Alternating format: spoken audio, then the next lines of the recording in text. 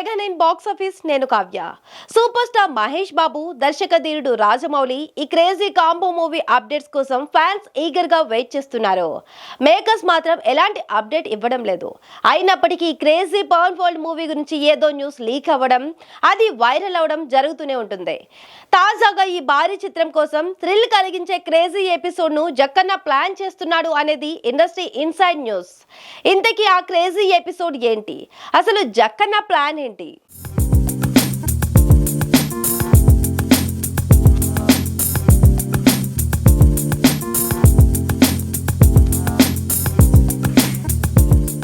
రాజమౌళి తన సినిమాలతో ఆడియన్స్ కి థ్రిల్ కలిగిస్తుంటారు.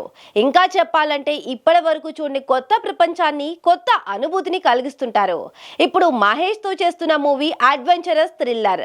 ఈ సినిమాతో ప్రేక్షకులకు కావలసినంత థ్రిల్ ఇవ్వడానికి బాగా కసరత్తులు చేస్తున్నారట. ఇది అడవి నేపథ్యంలో సాగే కథతో రూపొందుతుంది.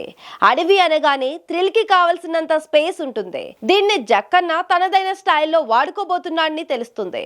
ముఖ్యంగా ఓ ఎపిసోడ్ డైనోసార్ చుట్టూ సాగుతుందట.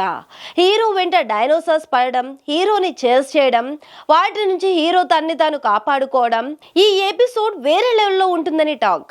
ఇండియన్ స్క్రీన్ పైనే ఇప్పటి వరకు ఎవరు చూడని ఈ ఎపిసోడ్ ఎవరు ఊహించని విధంగా ఉంటుందట.